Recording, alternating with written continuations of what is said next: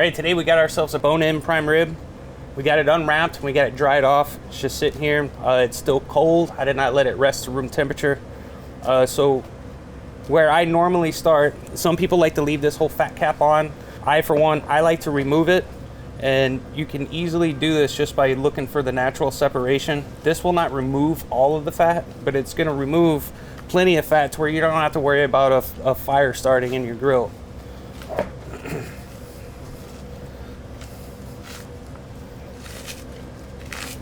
Natural separation, you can see it, and just peel it down. Once you get all the way down to where the tip is going to be, just separate that. And just take your boning knife and you're just going to go straight on down. You're going to run into the bone. Now that you made that initial cut, you can see where each of the rib bones is right here on top. What you're going to want to do is that you're going to want to take your blade and you're going to want to follow the top side of this blade all the way down.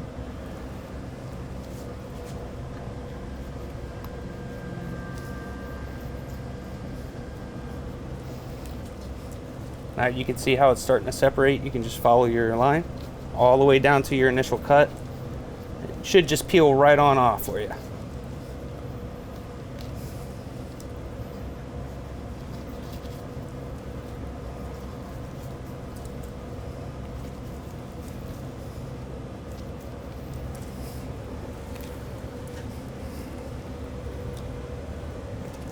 We're not going to need to utilize this whole prime rib. So today, normally we would French each bone and you would truss, but today we're going to go with a boneless ribeye. And so I'm going to show you how to completely remove the bone. If you would like to keep the bone on, this is what you would do. You would just come right on down to the beginning of your loin on each side. You just carve that center piece of meat out. It's not necessary, but it does help for trussing.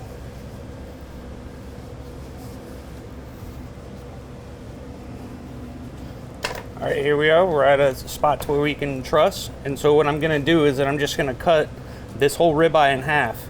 And so normally you would need a bandsaw for something like this, but if you have a sharp enough boning knife, you can follow through where these bones meet together, and then you can follow through with a cut.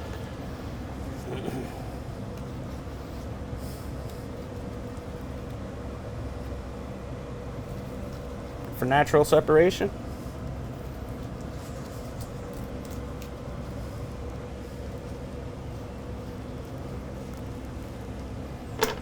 Now that I found the separation between the bone, you can take a larger slicing knife. That'll help you get more of an even cut right through it.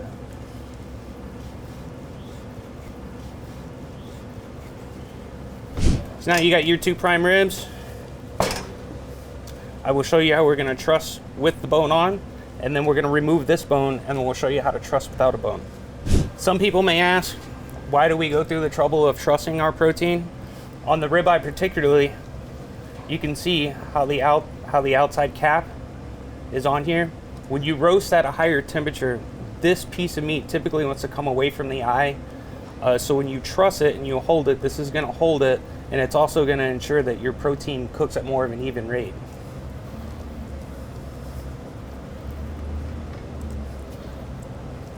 So let's just do one truss between each bone. Should be fine. Trust me on this one.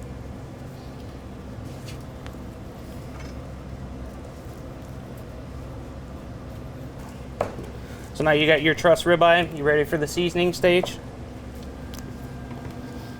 Now if you decide to go boneless, all you would do is just continue to follow the natural separation where the bone meets your protein. And so you can just kind of draw through. You'll notice some resistance where the bone will stop you. Literally when you go back, you just kind of follow it all the way down, leaving as much as the protein intact on the loin.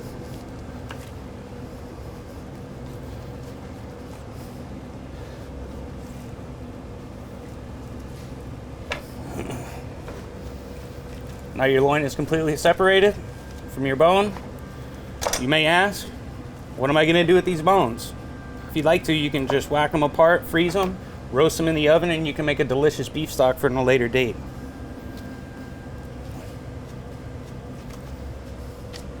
Now we're gonna truss our boneless side of the loin.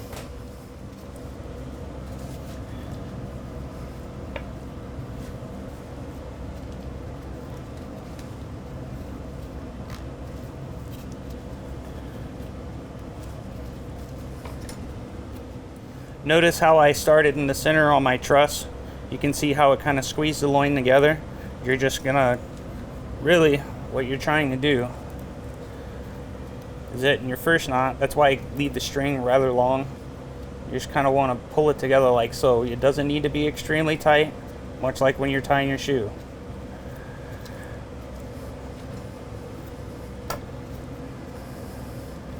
Turn this around. Same instance. Right underneath.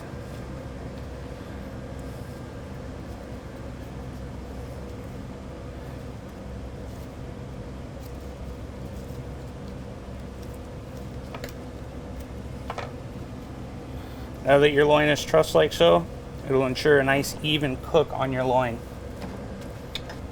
Okay, for our boneless prime rib, we're just gonna keep it kind of simple today. I'm gonna give it a rub with some avocado oil, and we're gonna season with our prime beef rub.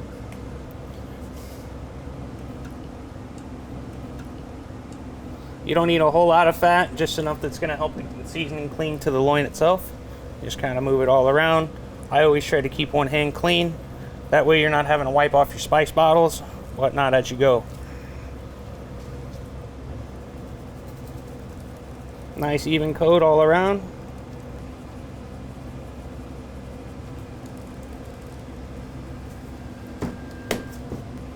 We're gonna be cooking our prime rib to about 110 degrees.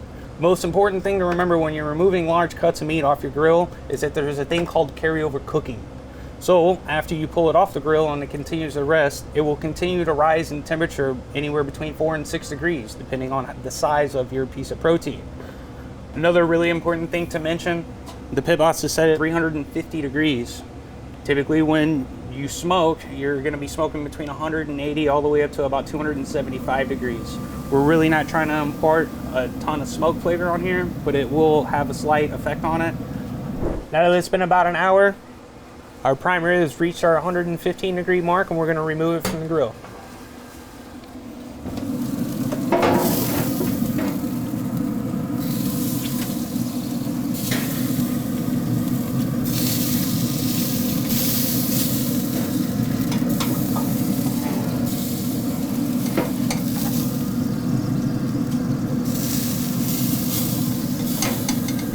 All right guys, now that we have our rested prime rib, I'm gonna put it on my carving board and cut the trusses off. All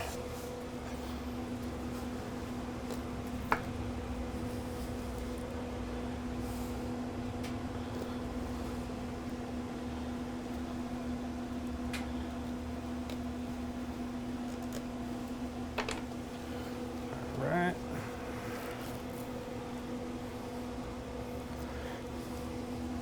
Still want it to be nice and warm on the outside.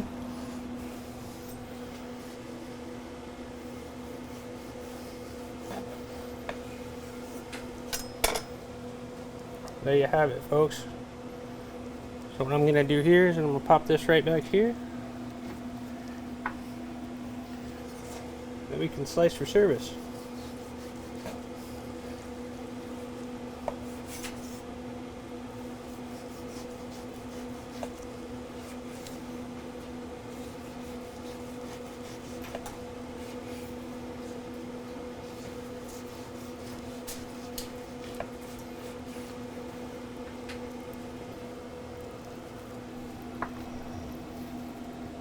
A little warm. A little bit of touch of some salt.